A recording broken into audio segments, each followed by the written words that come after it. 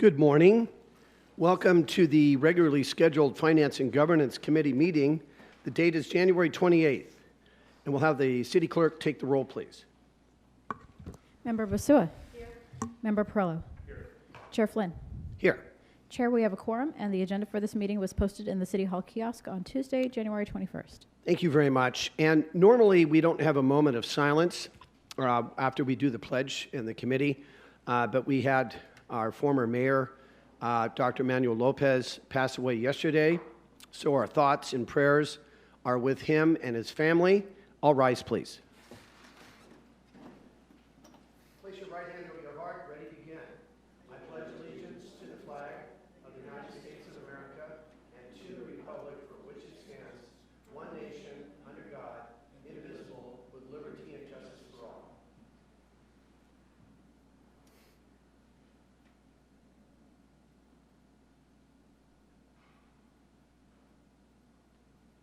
Be seated, please.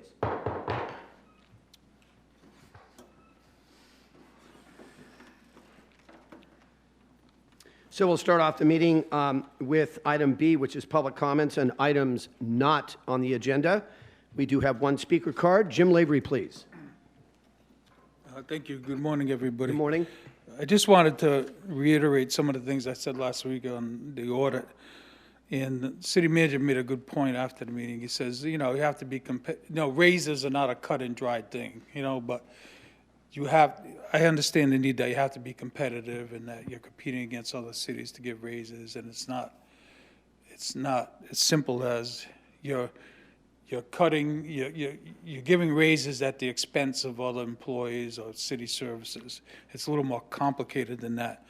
But having said all that, that is the perception in the community that I get, that services are not the same, especially streets and things that the public can see, plus all the other things like recreation, library, the arts, and all that, they get cut. And the thing about volunteerism, too, that's like a dangerous thing, because when people lose their jobs, and other people are basically taking their place, with the best of intentions, it's almost like a union busting tactic. That's what I would consider it.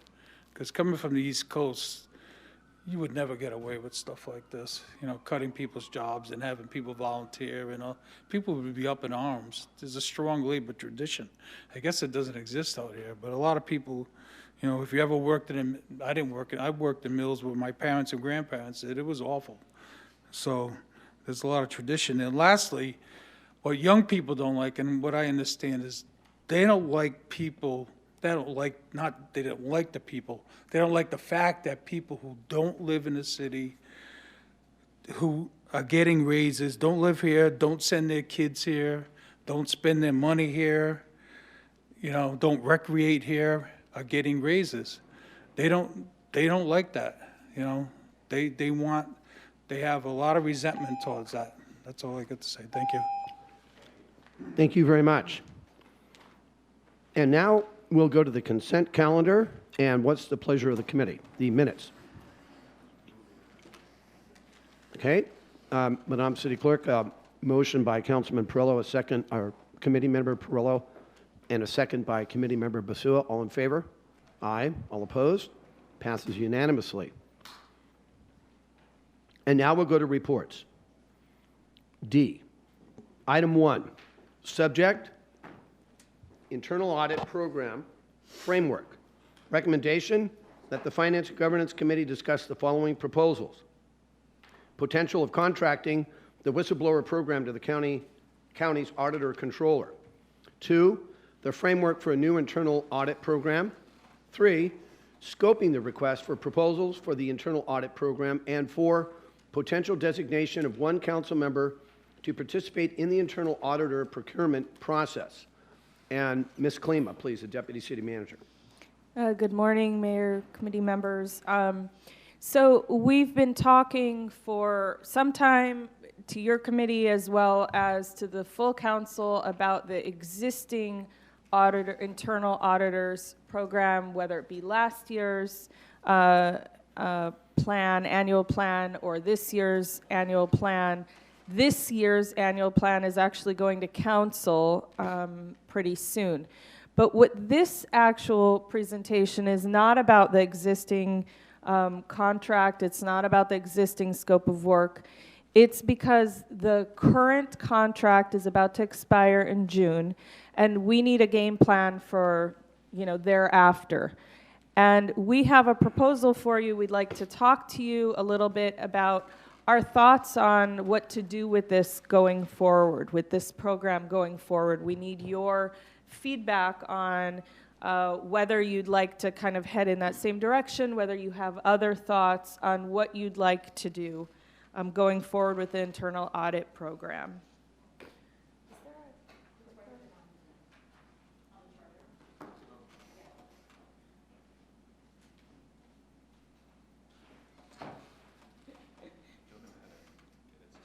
Let's see. Okay. Oops. So as the mayor read, we do need some feedback from you about what you'd like to do with the whistleblower program, the actual audit program, internal audit program, scoping the actual request for proposals, which we'd like to put out in the springtime, and also potentially designating one council member to participate in this program. And that same council member, I should say, would also participate in the external auditor's procurement process.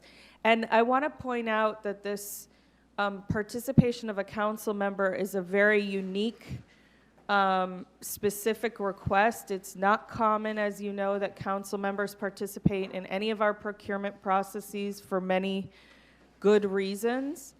And the only reason that we're asking for somebody's participation is because the internal auditor and external auditor are directly answer to the council and directly work with the council.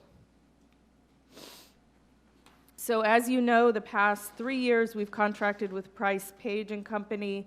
They have staffed the whistleblower hotline, they've prepared the risk analysis, and then they've audited particular programs that the council has identified, as well as other programs that came in through the whistleblower hotline.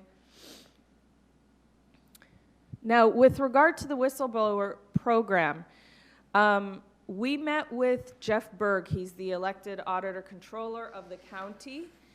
And the county has received hundreds of allegations and complaints. That's not to say that they're all valid or there's anything unique going on. They're just much larger than we are. And so they've received many allegations and complaints regarding county operations. Yes, not regarding the city, regarding the county operations. That's an important distinction. And we've received, in the past 3 years, we've received 46 allegations. We put those as an attachment to your staff report so that you could see many of them are HR matters or other matters. And then a couple of them have led to audits or further inquiries. I don't know how long these hundreds of allegations, I don't know the time frame. I just know that when we spoke with Mr. Berg, he did say they've gotten a lot. And the point of telling you this is to say they deal with a much larger volume than we deal with.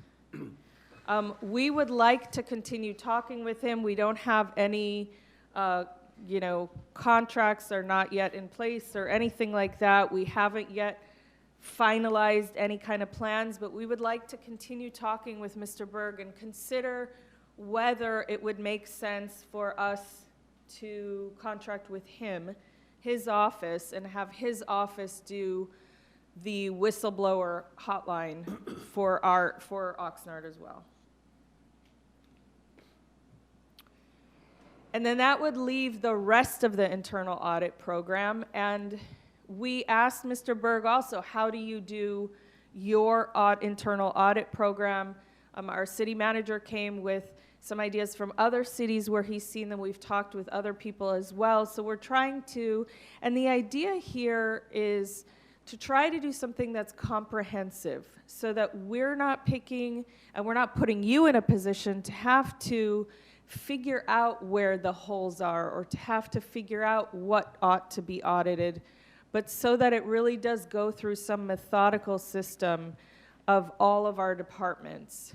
And so we modeled our suggestion in part after the county program, and what they do is they give out an evaluation annually to every department, and we would do a similar thing, give out an evaluation annually to every department that would assess, personnel strengths and deficiencies, where they need more training and education, general financial concerns, again, not at the nitty-gritty financial audit level, but big picture, department management strengths and deficiencies, areas where they could improve efficiency and legal or ethical vulnerabilities. And then based on that, our internal auditor would set up a timeline. So they would set up this methodology and keep coming back to you, to the Finance and Governance Committee, to incorporate your feedback for this methodology. Then they would, based on that methodology, develop a schedule for the first year. And again, so they're looking at what departments have vulnerabilities, and the ones that that the internal auditor would determine have vulnerabilities would be scheduled earlier in time to be audited. Okay, so then they would present that schedule to your committee, incorporate your feedback. So this might be, and I'm not suggesting that we did any kind of initial investigation or anything, or we have any way, but this is just an example of how this might work out. We have 13 departments. We put the city manager and city clerks together because we're relatively small departments that work together a lot. And so that leaves you with 12 different slots. So we thought over a 6-year period, if you generally pick one large department and one small department, you could do a schedule like this. Again, maybe police ends up in year 4 and community development ends up in year 1. I don't know, this would be based off of the questionnaire that they fill out. And then they would start to do these evaluations. It's important to note that these would be performance evaluations. So what they're looking for is efficiencies. They're looking to see, with respect to budgeting, are we providing services at the best cost? Are we able to save some money in some areas? Do we need to hire more people, or do we need to train more people in maybe certain divisions? And then they would, the internal auditor would prepare written reports for the directors and the city management to review, and then prepare and present those reports for you all to review. The problem is that this is quite an expensive program. For a large department, we estimate that this would cost approximately $200,000 to do the analysis. For a small department, maybe around $100,000. So we're looking at potentially $300, maybe $400 a year. And right now, that's quite pricey. You all know our budget better than anyone, so you know that's quite pricey. So the question is, short of what we'd like to do in an ideal situation, and assuming that you like this proposal, what should we do? What elements of this are good suggestions? What elements of this would you like to see changed? And then finally, should we involve a council member in this process? And again, this would also be, we also need to go out for an external auditor. So whoever it is that you designate would also be the person involved in both of those procurement processes, and who would you like to designate?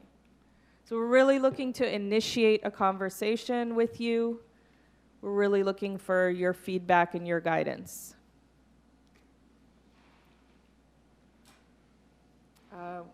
Thank I'm you. happy to answer questions. Thank you very much. I do have one speaker, Mr. Lavery, please.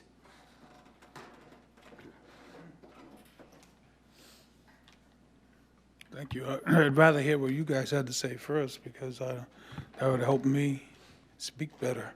I don't know, Mr. Lavery, I normally call up the speakers Yeah, I know. first, and if you'd like to have us speak first so that you can Yeah. comment on that, that's fine too.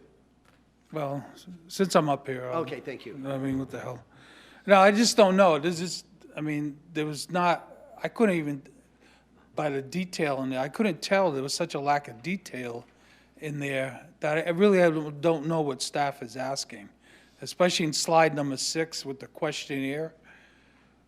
It was kind of, I wouldn't say not double speak, but difficult to understand. Well, I don't even know what a rubric is. Does anybody know what a rubric is? I'm not sure what it is. But stuff like that, like, I don't know what you're asking. And so I got a couple of questions. First of all, why would you need the county to do it unless it's unsuccessful? Is the program successful here? Is it up and running? I don't get the reason. It wasn't stated clearly enough why the county would have to do it. You'd lose a lot of autonomy doing it that way, I would think, and control over the program. And that guy has so much to do anyway, it could have just lost. So unless they're doing a really bad job here, or if it's just a money thing, it wasn't clear to me why you'd have to do that. And again, the questionnaire, I don't know how that would work and what you're trying to get out of it, and how big things in the city that supersede departments would get handled. Like, when these people got hired, there were 4 issues that were supposed to be looked at: the golf course, PAC, overtime and public safety, and city core. Now, as far as I understand, none of those things have been reported out, in detail. A couple of them got, basically taken away because of budget decisions, PAC and the golf course. But I didn't hear anything about police and fire overtime, and that was, I don't know how many millions of dollars that is, but it was a serious issue, and how city core was run. Yeah, I know it was cut a lot, but there's still a lot left. So I'd like to know, before you move on, how are those programs doing?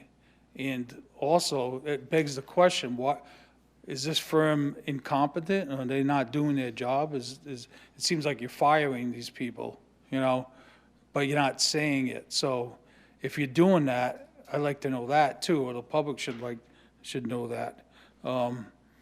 Because to me, they haven't done that much, in my opinion.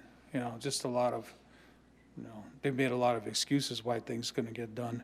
So there's a lot of gaps here, so I'm saying. So I'm not quite sure what's going on and what you're asking, what staff is asking you to do. So those are my comments. Thank you. Thank you very much.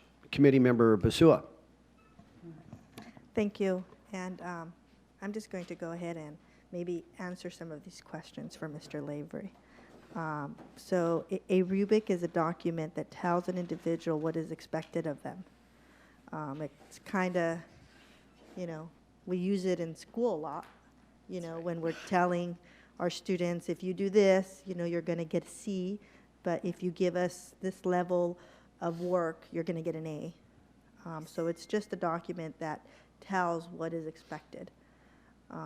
In regards to your comments about the golf course, the overtime, I'm not sure if you recall, we did have a meeting where staff said, we haven't really been managing this contract as we should, and there are certain things that no longer apply.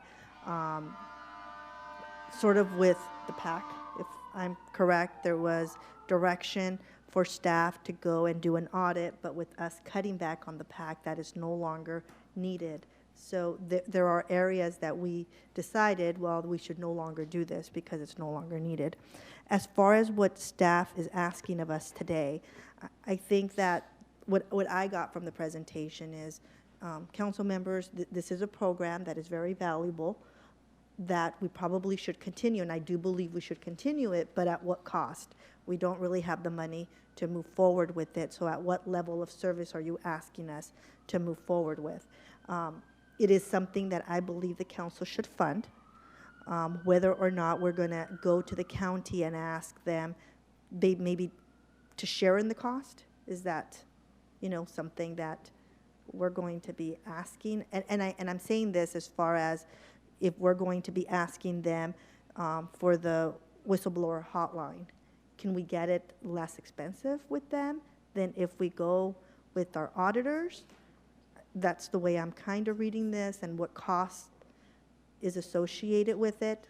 According to Mrs. Klima, talks really have not, they haven't taken the initiative to talk to the county. They're just looking at what the county is doing and asking for direction of the council whether or not they should initiate those talks and at what cost. So my preference would be that we do initiate those talks with the county, see what kind of services they can offer us, and that if we are going to go out for a procurement, I would be interested in sitting in, as somebody sitting in for that and being a part of that. I think this is a very valuable program for us to keep. At what cost obviously needs to be determined. We know our financial situation isn't good, but in order to keep transparency open, I think this is something that the council really needs to look at and determine at what capacity we're going to fund it. Thank you very much. Mr. Mayor, if I can respond to some of the issues raised Uh-huh. just now. So there is statutory authority for municipalities to enter into contracts with counties for municipal general city services. And the rule of thumb is that when they provide contract services to a city, a county can only charge its additional costs for providing the services, and there's an express prohibition from charging direct or indirect overhead costs of services made available elsewhere in the county. So how that applies in this context, we'd have to look a little deeper. So generally, that kind of cost of service limitation is if we were to contract for fire services, let's say, or like Thousand Oaks does for law enforcement services.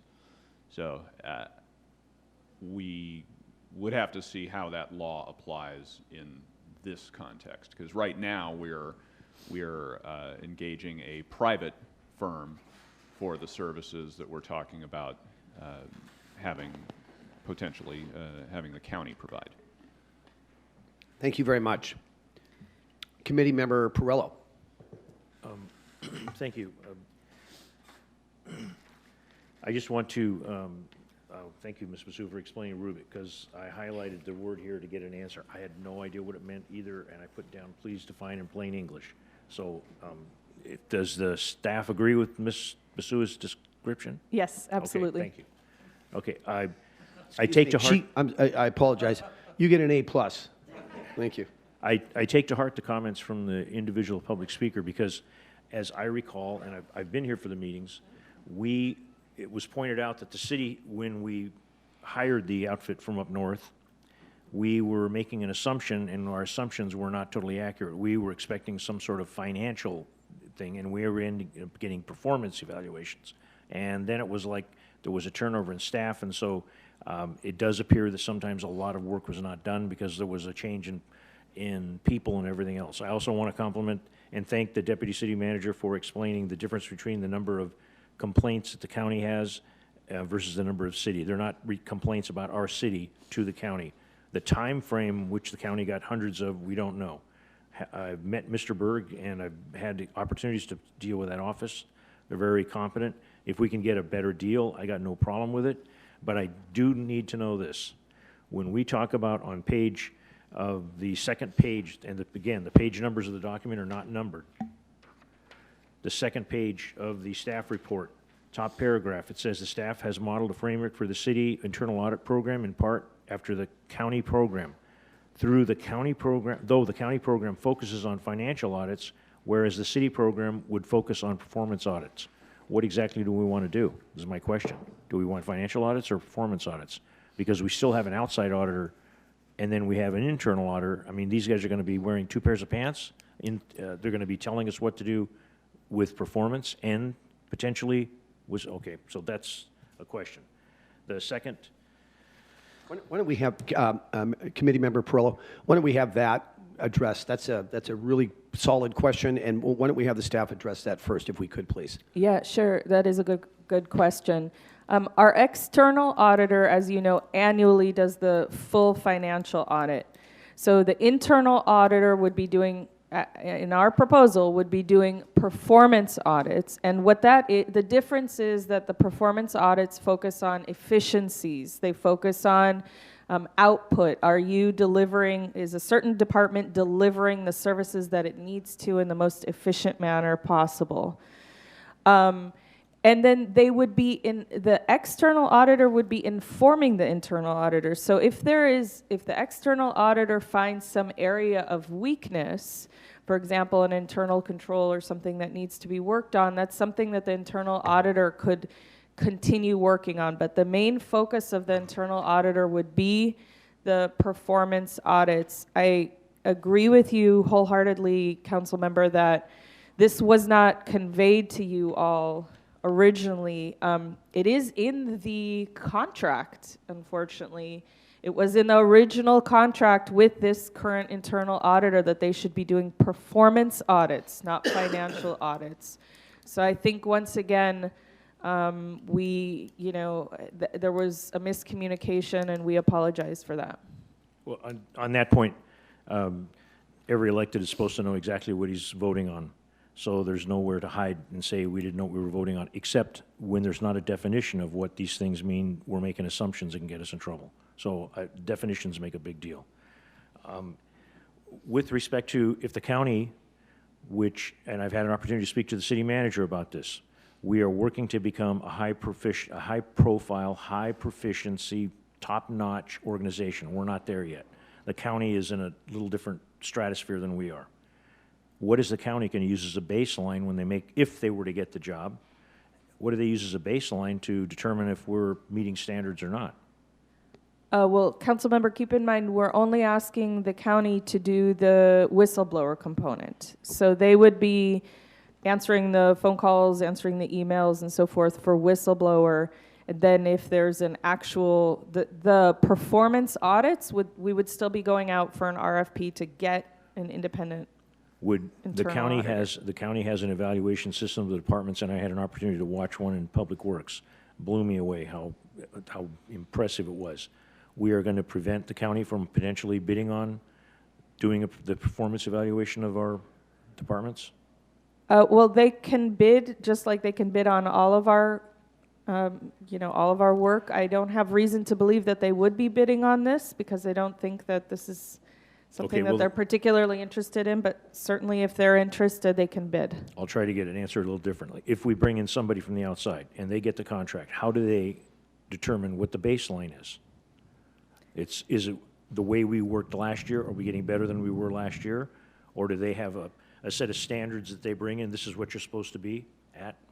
So they bring in their expertise, and they may, by the way, bring in subcontractors for particular fields, okay? So, for example, an internal auditor that focuses on police departments is typically or public safety departments. That's kind of a niche area. And this is an entity that knows and has done this in other police departments and can give our department some tips on, you could be doing this better, you could be doing that better, you're doing really well in this arena. Okay.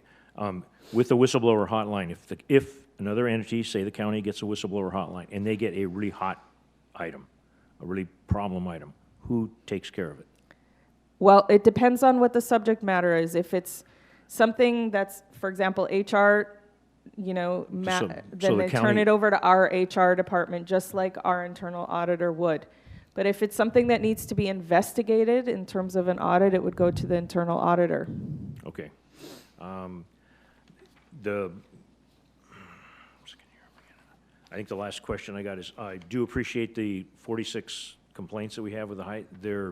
I'm assuming the far left hand, the dates and the months and the day of when these things were applied and when we have medium for a few and we only have one that's high, do we get a report back as to what the outcome, or is this simply is this strictly confidential information? So this came directly from our current internal auditor, and they do regular reporting on the whistleblower hotline. They will be coming to you in, I believe, early February, and they'll be doing their not final, but second to last report on the internal auditor, unless they do take the new contract. I want to clarify, by the way, we are not firing them. We do not have concerns particular to their performance. Their contract just ends in June, and we're looking at a potentially different scope of work, but we have told them that we're doing this and asked them to bid on the new contract. Okay, and I appreciate the presentation. The last question, again, on these complaints, there are 3 of them that deal with noise. 2 of the members up here are in the Airport Authority. If they are noise from the Airport Authority, it would be nice if it could be passed to us and we could carry it to the Airport Authority. I'll be sure to ask. Thank you. That's it. Thank you. Thank you very much. I'll try to just go down the line about what was said by the committee members and what this would do. It would seem that the county could provide this service potentially at a reduced cost because they're already in the business of doing this, and they're, the types of potential complaints or things that they would be looking into might mirror exactly, because it's a governmental agency, what somebody might call on our hotline. So I like the idea and exploring the possibility of the county doing that, but I would be probably concerned about, the price and how that would be worked out. And of course, cities contract with counties all the time because counties are able to provide police, fire as an example, because of economy of scale at a reduced cost for smaller cities, especially here in Ventura County. We have many examples of that. So I like the idea of the county being able to do that, and I think the county has a very competent auditor controller that I would be confident that we would get a really good product, but I would like to explore that further. The original reason why we have an internal auditor is because of the genesis of this, and it's been lost a little bit, and I see that in the discussion. The reason why we have an internal auditor is because of what happened in the city 10 years ago with the misappropriation of public money at very high levels. That was the conclusion of the DA and FBI report. And so we had an internal auditor to take a look, a finer look, maybe even I don't know if we would call it a forensic audit, a finer look at the finances of certain areas. But we've also entered a phase where, and again, where the management, I believe, is on top of all of this. And as I said at a couple council meetings ago, that we've put an end to dishonesty and the lack of ethics in government here in the city. And that starts, obviously, not only with the council, but with the city manager. So I'm open to the fact that this potentially has evolved. That's what I'm hearing. And I'll comment on let's talk about performance audits just very quickly. One of the essential elements of priority-based budgeting is a performance audit.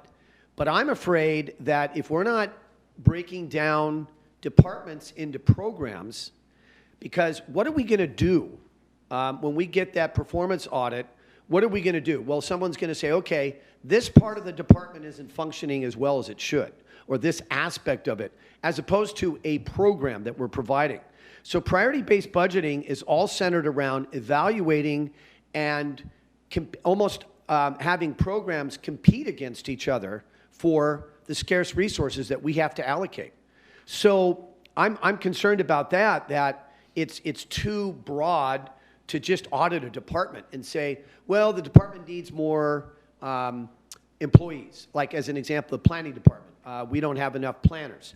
So we're not getting permits out quickly enough, then we've identified, we did this recently, we identified the fact, look, we have to bolster the planning department because their effectiveness has been compromised by the fact that they don't have enough staff members.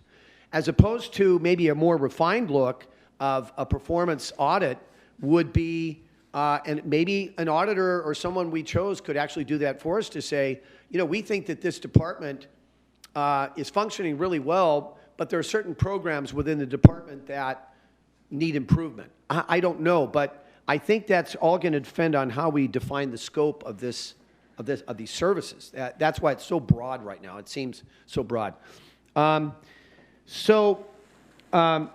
Let's see here. Let me just go. How about the council member on, involved some way in this procurement process? I have a concern about that.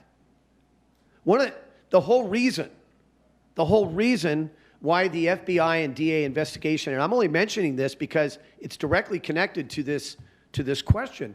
The only reason, or the main findings of the FBI and DA investigation, I would say it was a DA investigation into the city of Oxnard, had to do with council members being too overly involved in procurement.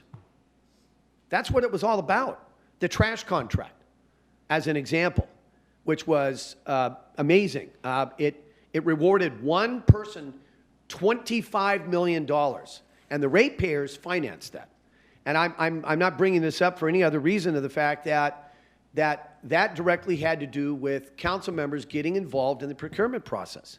So I really have a concern about this, and I'm not saying that any one of my colleagues here to the right or left of me would be involved in anything that happened in the past in the city. I'm not insinuating that, but what I am saying is that we passed these very stringent rules about procurement that once an RFP goes out and everything else, we're not supposed to have any contact with those potential people. So I don't understand how that would jive. So I really have some concerns about that. And I'm not saying it can't be reworked in another way. I just don't want anyone to ever accuse again any member of this council steering a public contract to a friend or to someone. And that was right at the very core of the DA investigation. At the very root of what happened in Oxnard was about procurement. It was about multi-million-dollar contracts being steered to certain individuals. That's what it was all about. In addition to very poor record keeping and a whole host of other issues. So the last thing I like to say, and always end on a positive note, is I know the city manager, and I've had many discussions with him about what's the structure of this so-called internal audit. And so what's being proposed, members of the committee, is every 6 years a cycle will take place where every department will go through a cycle within 6 years that they'll be audited. But these are performance audits. And so that's what my concern here is that we've gotten away from the original reason why we wanted to have audits. And Councilman Perrello and committee member Perrello and I was initially a proponent of the city having an independent auditor, kind of like the county having an independent auditor. And the previous city manager completely talked me out of it and said, you got to really think that through because that internal auditor could really turn against the government, turn against the city management, turn against the council, whatever, make all kinds of accusations. I mean, it could go on and on and on. And so that's why I opted, and I think committee member Perrello remembers this, that's why I opted for an internal auditor that internal auditor wasn't supposed to be really reporting to the staff. The internal auditor was supposed to be reporting to the council members. But again, a lot of this is based on all the past and a lot of distrust and things like that. So I just wanted to make sure I'm trying to provide some history here and properly contextualize this so that we really understand it better. So yes, committee member Perrello. I see the city manager wants to talk, but I'd like to say a comment here. As far as having the council member, I was okay with that, but the mayor has brought up a good point. These are going to, and I'll use, an example. You got a chicken farm, and you need a watchdog. So who are you going to go get a watchdog from? Maybe you can get it from the county pound, you can get it from your buddy who raises purebred watchdogs, and maybe you get it from your buddy who raises purebred watchdogs. That is a conflict, but it's only a conflict in your own business. When you got a public entity and there is a possibility that somebody goes, well, you know, you like this guy, and maybe you didn't like this guy, and they can't prove anything, but they can always say it. Well, Councilman Joe Blow or Mary Herrera was on this board and she picked it. There's a problem that I think we should avoid. You're paying people to be in the city of Oxnard to figure out who's good and who's not, but they need to respond back to the entire council, not just the committee. And the last, I got taught a long time ago, when we do what we want them to do, if we don't have a clean scope, schedule, and budget, we're going down the tubes. But I am very appreciative of this, and I appreciate the mayor's comments. Thank you, Mayor. Thank you. Mr. City Manager. Yes, if I could help to reframe this a little bit and also to summarize and address a few points. So I understand the history and the reasons that the mayor mentioned about getting an internal audit program in the city. And while it may have made sense at the time as a response to what was happening, going forward, it's important to have an internal audit program that is truly a program and not purely reactionary to individual gut instincts about where problems may or may not lie. It's also important to think of it as having a routine health check. I mean, if you think about it, those of us who are fortunate enough in the first world and in this country to have healthcare checks, if you don't have a routine healthcare check, you never know what's happening inside your body. You never really know. But if you think about it, city departments never have an audit. So we're trying to propose something here where there would at least be a routine cycle. Now, having said that, it'd be like if you don't have a program and year to year we're just deciding, oh, we should audit this, oh, we should audit that. That's like you go to the doctor every year and you decide, well, this year, just check my ankle. It doesn't work that way. And to address Mr. Lavery's point about why we've shared with you the county's initial screening process, there's no double speak intended there. It's just an example. So when you go to the doctor, usually the first time they have you do a self-survey. It's like, you know, that questionnaire gets longer and longer every year. You know, every time, are you allergic to this? Do you have this? So it's just an initial screening. It serves as a screening process.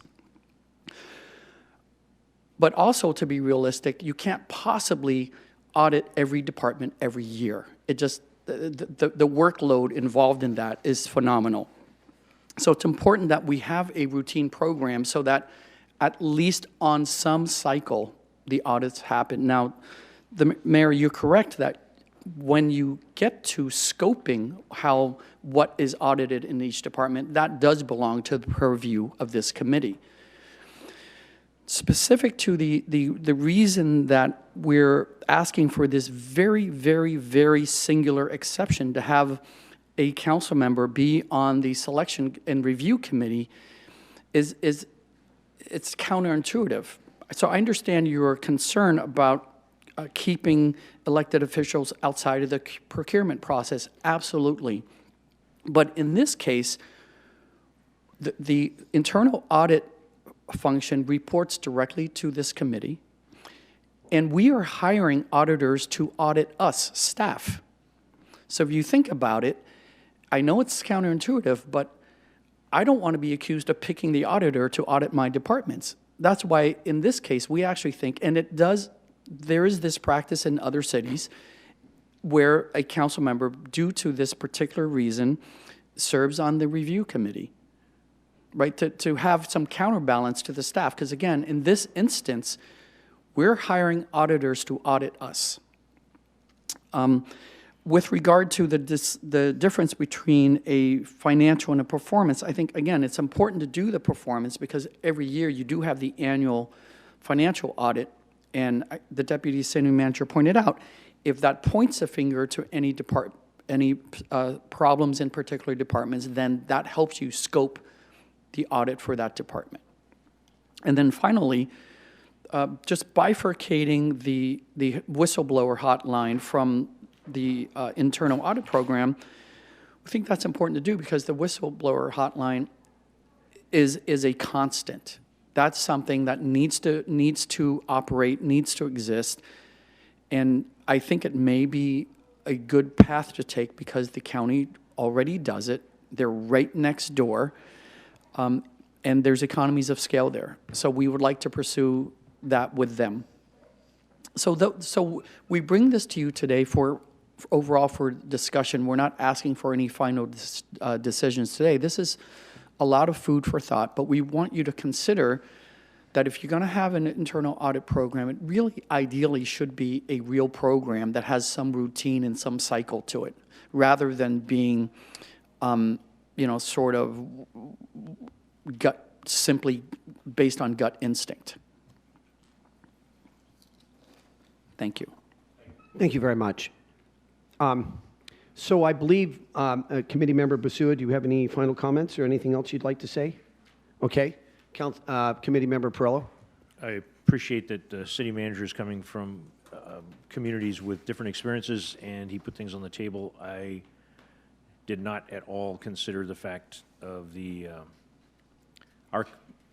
mayor and my concern about having a council member, mostly the mayor's concern, and the point that I happen to agree with him, there'd be a conflict. But I do understand, and I appreciate the city manager bringing it up, that we're hiring the city would be hiring somebody to review you, and that you'd like to have more of a hands separation. Thank you for bringing that up. And I do think that the whistleblower, let somebody who's doing the job more often. You got to have your knee operated on. Go to get a guy that does 100 of them. Don't go to a guy that does 2 of them. And if the county's good at it, they go that way. Very well. So I think we've provided some direction, and we do have one additional speaker, and that's Philip Molina, please. Mr. Chairman, members of the committee, I think one thing that needs to be addressed and hadn't been, you're talking about a performance audit, but remember what it's called, internal auditor. What they're really also looking for are that you're following the different staff, different departments are not only just pushing the paper through real fast so we get 1 million pieces of paper done this year, wow, we're the best paper processors, but rather, did you do everything that's necessary to make sure that the process is properly done, referring to internal controls. So don't forget, when you're hiring the internal auditor, he's not only going to make sure that things are done efficiently in terms of getting the work done, but that they're done properly. And that's what you really want to see. Thank you very much. Thank you. And that concludes this item. And and then we have the future items, items for the future agendas, but I don't have my list. And I thought 2 weeks ago, anyway, I forgot to get that list so that we could have a discussion about which items members of this committee had requested, and then where that, just having a discussion about that. But we can do that in 2 weeks. Do either one of the committee members have any future agenda items that they'd like to request? Yes, I'd like to bring up some items, and we can pick and choose where we go. So this is governance and finance. Governance is looking out for, it covers one big chunk of stuff. There's an issue with an illness going through the world right now. Is there a possibility that we get an update? I mean, I have spoken with the city informed me that the county health department would tell the fire department if we need to have an alert, people got to do this or got to do that. That's one thing. Project labor agreement. I'd like to have a discussion of a project labor agreement. As the mayor has said, the cleanup of the items that are waiting to be addressed.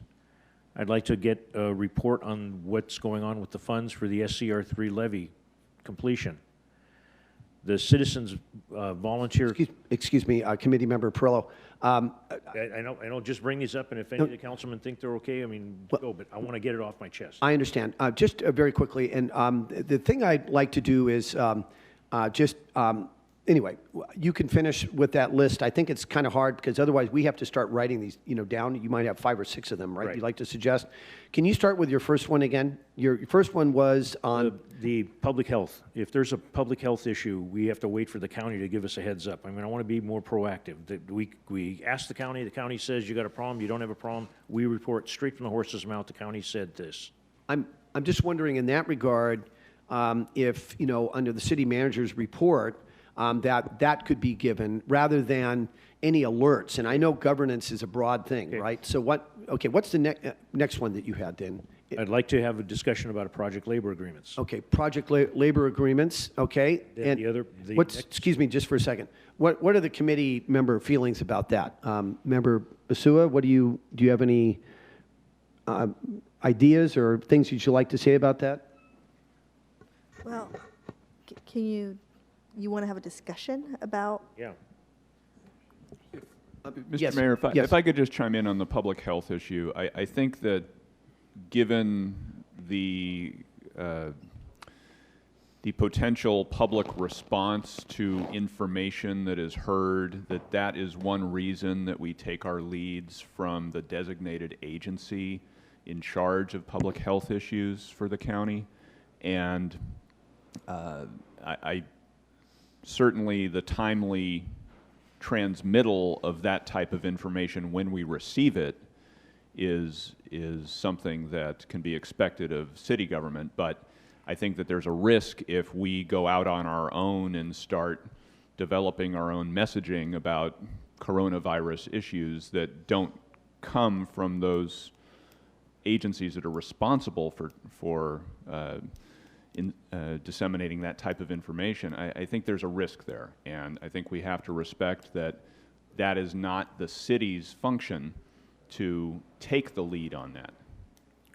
I just want to share, if I can, Mayor, this morning at 8 o'clock, I got a phone call.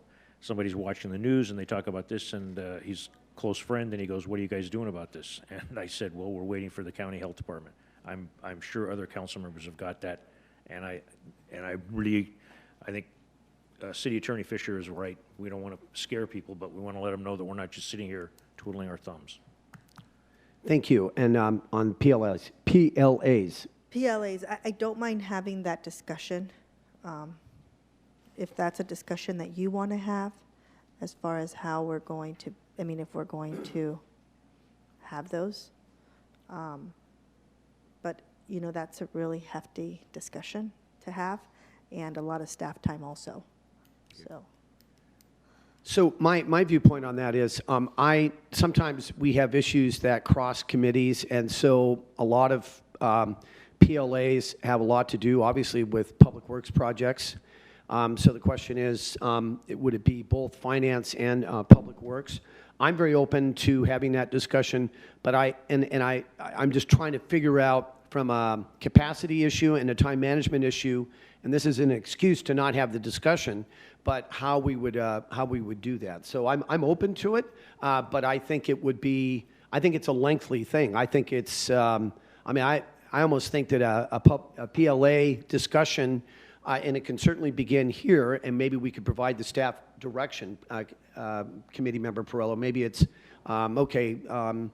and then maybe the staff would have some ideas and the city manager about how to begin that process. So I would be very open to that, but I think that it would entail a lot. I think it would be a lengthy thing. Yes. Committee members, let me, if we can write down your ideas and we can get back to you on Okay. timing and what committee and so forth. Okay. That's kind of like what I'm hoping to happen. Okay, the next one, Mayor, was the funds for SCR3, the completion of the SCR3. The work will be starting, and our contribution or requirements for the funds that we need, where do we stand, how is that working out? Another is, and again, governance. Our city manager's doing it, and the staff, the entire staff, and the council. The Citizen Volunteer Program. Mr. Lavery's comments about the people, Mr. Lavery's comments at public comment were taken to heart. Especially if you live in certain communities where labor is a powerful thing and people do lose jobs, and now we have volunteers helping out. There is a perception, but when the city is down on its knees financially, I think the perception is softened. But when we have medians and things and we have our city, working on what are we going to do to protect people that volunteer to do some of these things? How do we make sure that we protect them? So if we have citizen volunteers clean up, a little information back to the governance part of this committee, what are we doing to clean it up? I've got a report, last time I gave a report on the Simi landfill and the risk and the liability. Excuse me, just for a second on that, and I know that the city manager just said that there's a report on that going to the community services. Okay, all right, thank you. Then I learned something. Yeah, and I think one of the things that I'd like to suggest quickly, Committee Member Perillo, without further interruption, is that, and I've thought about this before, that if you have a subject, we have subject committees. Ours is a subject committee too, but potentially everything we do in the city has to do with finance. Everything, right? Because there's a cost associated with it. And one of the things I'd like for us to think about is that when there is, as an example, you just mentioned the levies and additional money. I would always want something like that potentially to maybe start in the Public Works Committee, and then it does have financial implications, and then eventually it would come back to us. And then the same thing with what you just mentioned about volunteerism. Ms. Klima, was that what it was? Volunteerism is going to the Community Services Committee? That's correct. I understand. Okay, go ahead.